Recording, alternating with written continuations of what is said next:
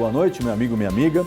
O nosso encontro de todo final de noite, o nosso ponto de encontro, programa Ponto de Equilíbrio. Você já sabe, acesse o nosso site www.programapontodeequilibrio.com.br. Envie seu e-mail, contato@programapontodeequilibrio.com.br. E hoje é com enorme prazer que eu recebo direto dos nossos estúdios aqui nos Estados Unidos, Heraldo Manes, que é publisher do jornal Brasileiras e Brasileiros, conhecido aqui como Jornal Baby. Jornal Baby. Prazer Heraldo, em conhecê-lo. muito obrigado por ter aceito o nosso convite, é um prazer te receber aqui. Eu que agradeço, é uma honra para a gente poder estar aqui representando a comunidade brasileira e quero parabenizar e cumprimentar também toda a sua audiência da Igreja Mundial. Estou aqui à sua disposição para poder atender o seu público aí. Obrigado, Heraldo. Vamos falar um pouquinho aí da atividade desse jornal aqui. Quantos anos já nos Estados Unidos, Heraldo? 19 anos, 19 completamos anos. em julho. De onde surgiu a ideia? Que público ele atinge? Qual a finalidade dele? Bom, a ideia ela veio do início da década de 90, quando eu imigrei para cá. Eu vim para cá em 89, trabalhava com área de editoração no Brasil e muito focado na área de publicidade e buscamos o mercado de turismo que existia naquela oportunidade. Então, todo o foco inicial foi sempre pensando no turismo, que quase que uma época de dólar 1 para 1. A cidade de Orlando era uma atração para as crianças, hoje já tem atração para adultos também, mas para crianças. Então, nós focamos o produto na época, mas demorou 4 anos para essa ideia se materializar. Então, desde 89, 90, quando foi lançado, foi em 1994. Ele tinha já o intuito de atrair o brasileiro que chegava na cidade. Nós tínhamos um trabalho junto ao aeroporto de Orlando, onde nós entregávamos o jornal pronto nas mãos do brasileiro que chegava na cidade. Numa época que a internet ainda não era tão forte, as informações eram mais difíceis de serem obtidas. Exatamente. Né? A internet praticamente era inexistente nesse sentido de competição com o jornal impresso. E nós fazíamos um receptivo do passageiro, principalmente que vinha pela Transbrasil na época e pela Panam, que vinha de manhã. Todos esses voos tinham promotores do jornal entregando o jornal em mãos quando eles desembarcavam na cidade. Mas dessa parcela de foco para o turista, o jornal foi adquirindo um cunho mais voltado para o imigrante. E com isso a gente procurou atender o imigrante na residência. Então foi o primeiro jornal que, como diferencial, encontrou o correio para chegar à residência do imigrante brasileiro.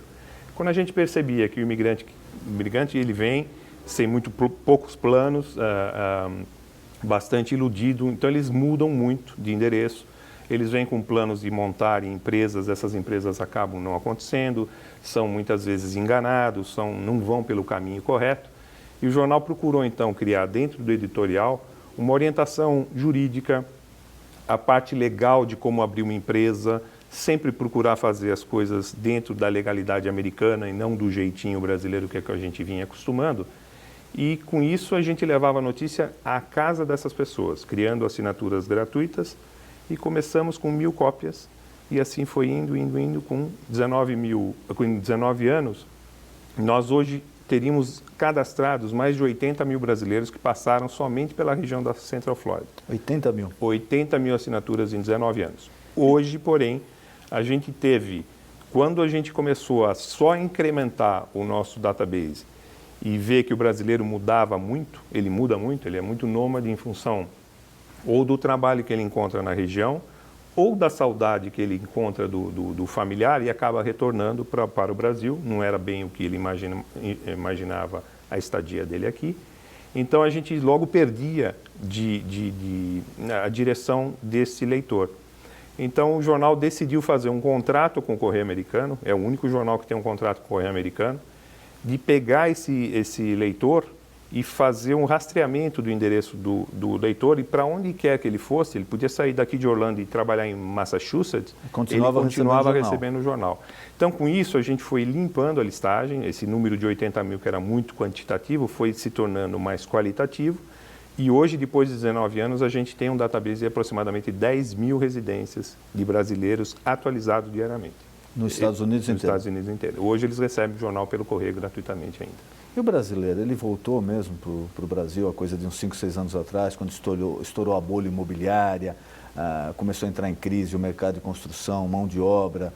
Muita gente voltou para o Brasil. Sem dúvida alguma. O mercado de construção civil, como todo mundo sabe, até 2008, era muito forte.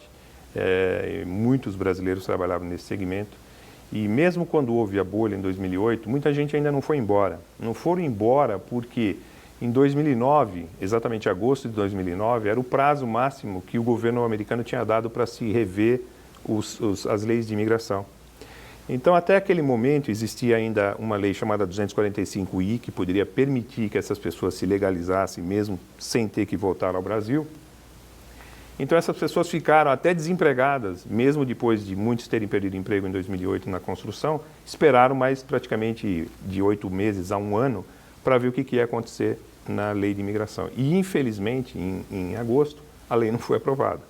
Então, a partir de agosto até o mês de fevereiro do ano seguinte, que inclusive a gente vê que o êxodo, quando acontece, é bem próximo do Natal. A gente não sabe ainda se é por problemas de saudades da família. É aquela história, já que eu vou ter que voltar mesmo, Isso. Não tem jeito, vou passar o Natal, o fim do ano já em casa, e aí, então, com a minha família. Exatamente. Ou o Brasil também, porque começa só depois do Carnaval, né? Então as pessoas esperam mais ou menos até fevereiro para ainda ficar por aqui. Depois elas acabam desistindo. Mas esse ano de 2009 foi significativo. De agosto em diante, a gente perdeu uma infinidade de assinaturas, como nunca tinha se visto nos 14 anos que nós tínhamos até aquele momento. Muita gente. O que o brasileiro procura mais no jornal? O quê? Quando ele pega o jornal, o que o brasileiro procura mais? Informação, prestação de serviço, encontrar alguém que presta tal serviço, uma empresa. O que ele procura mais no jornal? Olha, a gente já teve várias fases do jornal. De início, a gente tinha sempre um representante nosso no Brasil, nós tínhamos um representante nosso na Espanha, e essas pessoas traziam notícias resumidas de mundo, de Brasil, de Estados Unidos, de comportamento, de saúde, para poder orientar essas pessoas na língua portuguesa, porque muitos tinham dificuldade, muitos até hoje ainda têm dificuldade de assimilar o inglês e não leem um jornal em inglês. Mas isso foi mudando com a chegada da internet, isso também foi mudando. Então, aquela notícia que chegou a ter até furo no nosso veículo nos anos 94 até 2000, deixou de existir. Hoje a notícia para nós ela tem mais um caráter de que a gente pode dar uma opinião, fazer uma crítica de uma notícia e muita prestação de serviço. Então a gente presta serviço na área de legal, que muita gente ainda precisa das informações, então nós temos colaboradores que escrevem sobre imigração, sobre como você abrir a sua empresa, como você fazer o seu imposto de renda, como lidar com a saúde, porque as pessoas aqui também têm essa dificuldade até de você ir ao médico, a menos que ele seja um hispano ou brasileiro, você não sabe dizer a dor exatamente que você sente em inglês, né? Então a gente procura ter esses profissionais ajudando a gente na colaboração do conteúdo do jornal. Muito assunto comunitário, cobrindo os eventos de igrejas, dos consulados itinerantes, com todo evento cultural, desde capoeira, show musical, artistas plásticos, mantendo a cultura brasileira para aquele brasileiro que decidiu ficar aqui, mas preservar junto a seus filhos o idioma, a cultura do nosso país. Então, basicamente esse é o mote de todo o conteúdo que o jornal administra. Obviamente tem muita edição, porque a gente recebe um conteúdo muito grande, né? A gente brinca que a gente só não leva, às vezes, a parte muito pessoal. Por exemplo, se tem um batizado na comunidade, a gente deixa de ir até o lado familiar.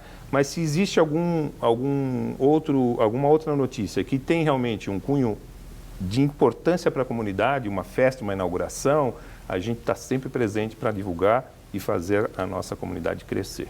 Você falou do filho para preservar o idioma, é um fenômeno que acontece aqui. A gente vê brasileiros que vieram para cá, hoje já tem filhos com 15, 16, 20 anos e que perderam totalmente o vínculo com o Brasil. Recentemente, um amigo meu lá em Nova Jersey, ele me falou que ele estava indignado porque o filho não sabia quem era o Ronaldo, fenômeno, jogador, não tinha ideia de quem era ele. O menino tinha 16 anos de idade. Acontece isso mesmo? Depende da faixa etária que você traz o seu filho. Se você vem, eu vim com minhas filhas elas tinham 4 e 5 anos de idade, Então, elas assimilaram a cultura, por exemplo, já foram para a escola elementar nos Estados Unidos. Uma delas, só a mais velha, tinha sido alfabetizada em português, a outra não. Então, começa muito na infância, é muito mais fácil ela se adaptar à cultura americana e perder a cultura do nosso país. Em casa, eu e minha esposa procuramos sempre levar o português como idioma principal, apesar de que elas, quando têm as amiguinhas, os namorados, aí começa a se usar o inglês, mas em casa sempre foi o português. E ouve-se música brasileira, enfim, livros em português. Mas eu conheço vários amigos que vieram com filhos na fase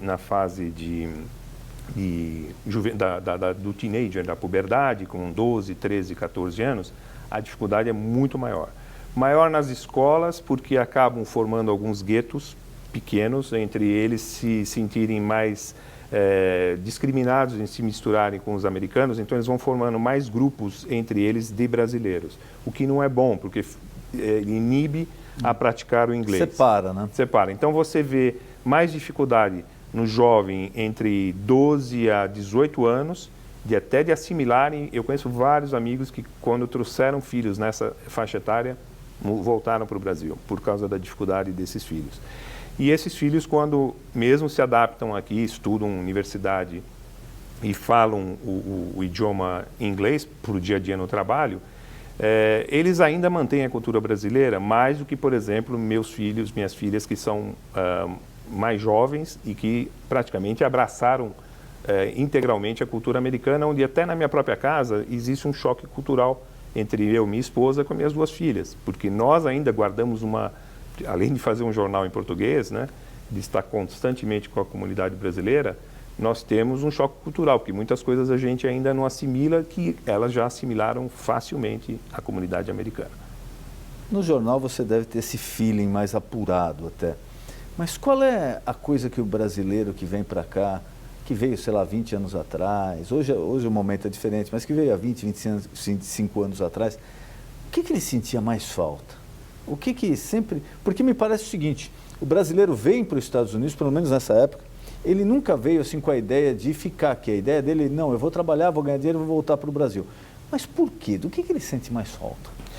Olha, eu sempre acho que em várias gerações as carências são diferentes. Por exemplo, quando eu cheguei, as maiores dificuldades era você falar por telefone. Custava muito caro um serviço muito telefônico caro. Em 1990. Muito caro. Então você ficava falando com sua mãe, seu pai, durante um bom tempo, porque quando você ia falar tinha que ser bem rápido, porque o custo era muito elevado. Então muitas pessoas sentiam essa distância, quando hoje um Skype, um serviço VoIP ou custo bem barato de comunicação tirou essa barreira da comunicação. Então, é muito comum você ver as pessoas falarem diariamente com os familiares no Brasil, então eu acho que essa distância, praticamente essa barreira foi derrubada.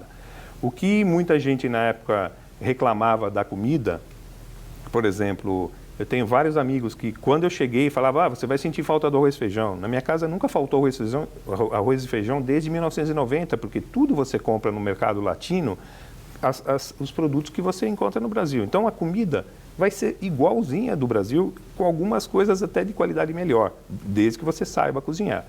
Você não vai comer sanduíche, fast food, como se aqui só existisse isso, né? Então eu acho que basicamente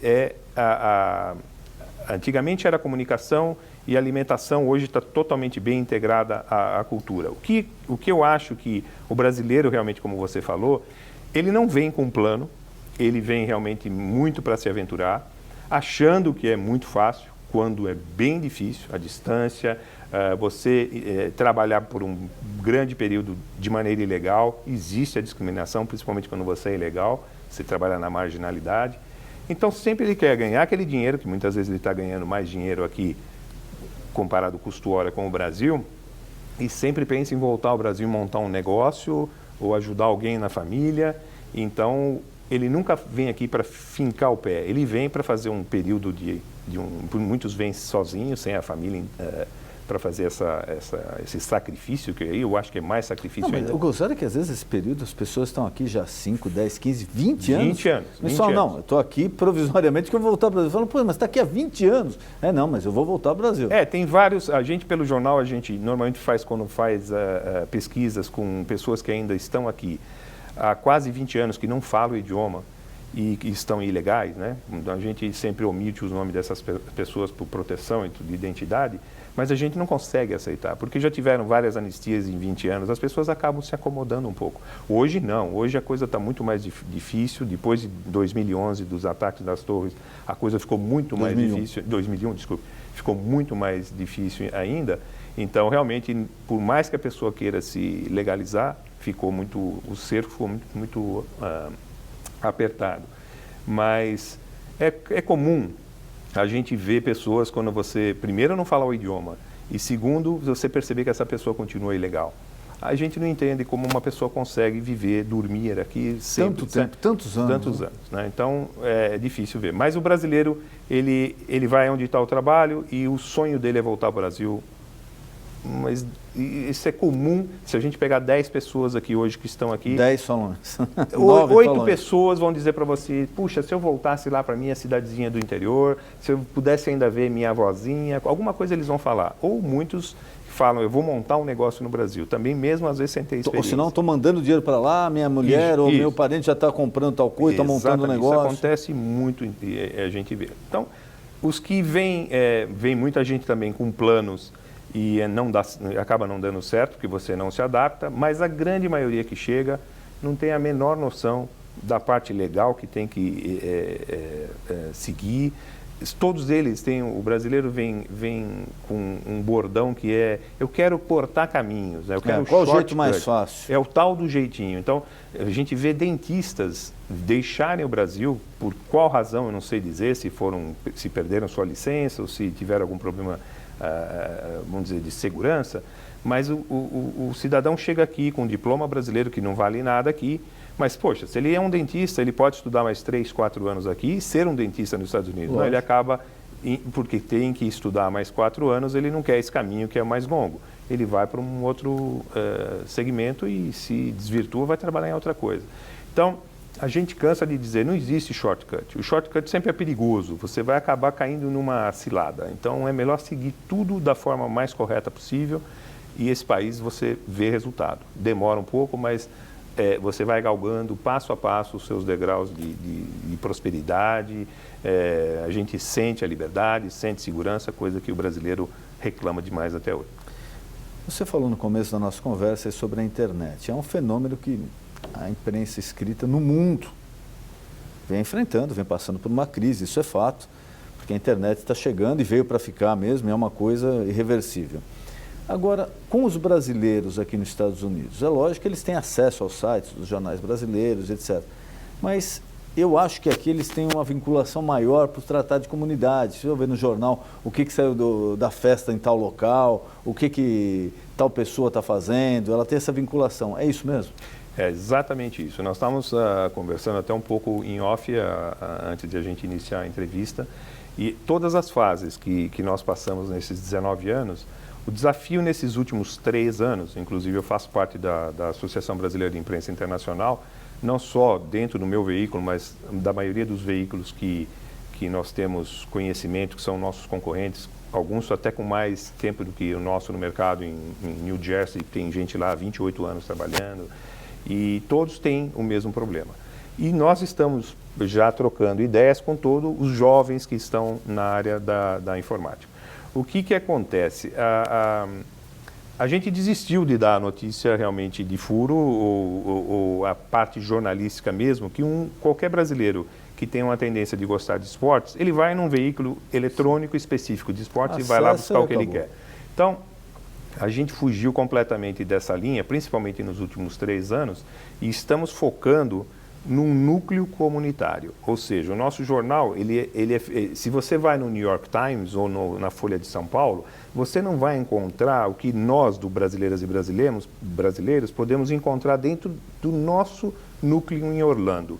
E vamos para Central Florida, vamos para a Flórida, é onde a gente tem o nosso limite de cobertura. Então, nesse núcleo, a gente tem que ser o melhor em termos de trazer para a comunidade brasileira as informações que são importantes a nível de educação, seu filho vai para a escola, do corpo de bombeiros, da polícia, do social. Então, essa notícia você também não acha no Google, na internet. Você tem que ir atrás de um veículo que se dispõe a esmiuçar. Segmentado, né? A esmiuçar. Então, o nosso jornal ele é comunitário, ele nasceu da Central Florida e ele se expande basicamente em termos de cobertura editorial dentro do estado da Flórida, que a gente tem muito acesso ao sul da Flórida.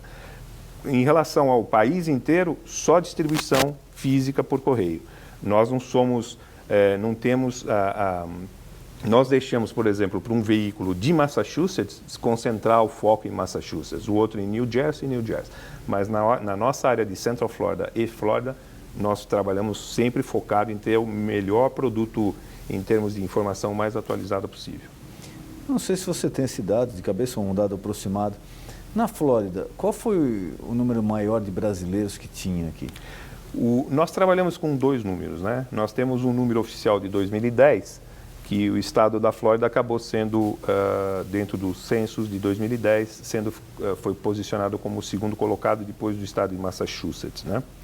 E desse número de 180 mil pessoas que responderam o questionário, a gente calcula que muitos ficaram com medo de responder, que nós fizemos pesquisa na época, muita gente, mesmo sabendo que a imigração não ia atrás disso, mas muitas pessoas ficaram com medo e não responderam. Mas números de 3 milhões, que já se falou em termos de país, a nível nacional, e nível de 280 mil brasileiros na Flórida, a gente também desconta, não é esse número que a gente trabalha.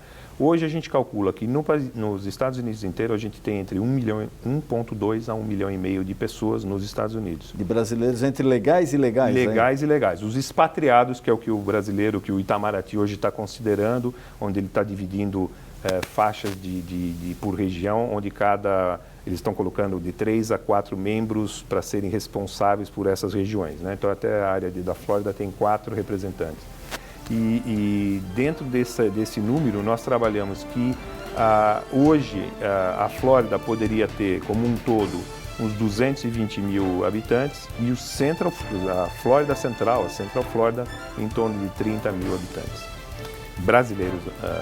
Você falou o primeiro estado de brasileiros aqui, então é Massachusetts. Massachusetts, dentro do que foi mostrado nos censos de 2010 e pelo que a gente vê de número de veículos, número de associações que existem naquela região, o Massachusetts está um pouquinho à frente. Já se pensou que era muito maior do que Flórida. É isso que eu ia te perguntar, era hoje o dobro? Hoje não. Um pouco só à frente? Hoje não. Então eu diria que se a gente está falando em 220 na Flórida, pode ter uns 280 mil, 300 mil brasileiros só no estado de Massachusetts. É que Massachusetts é um estado menor.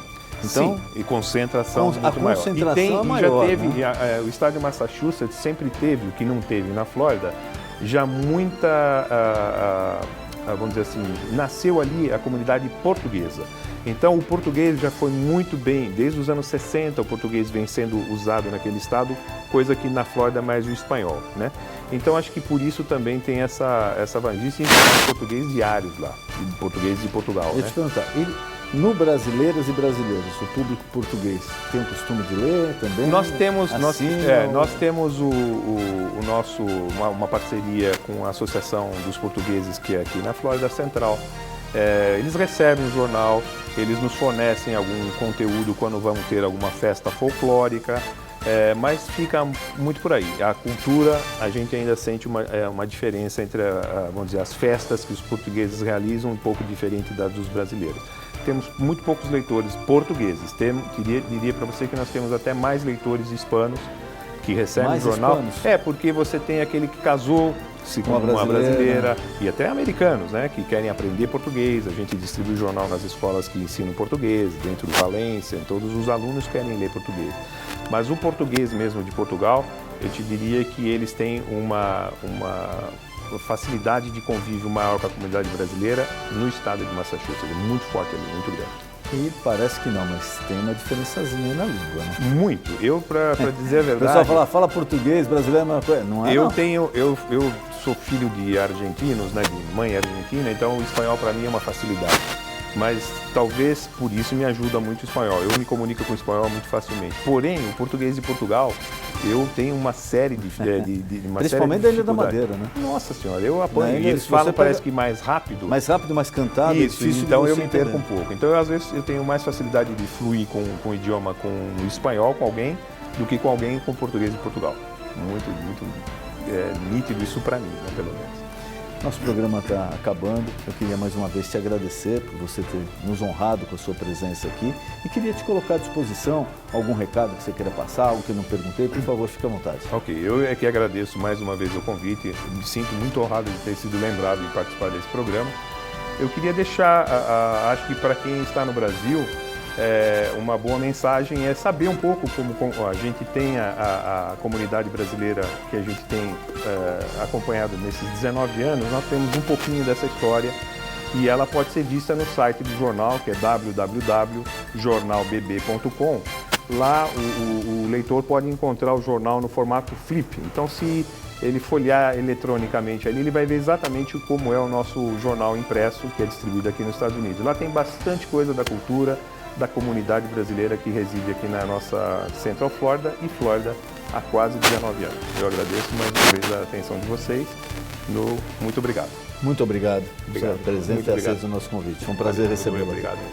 E você já sabe, o nosso encontro de todo final de noite, de segunda a sexta-feira, programa Ponto de Equilíbrio. Boa noite.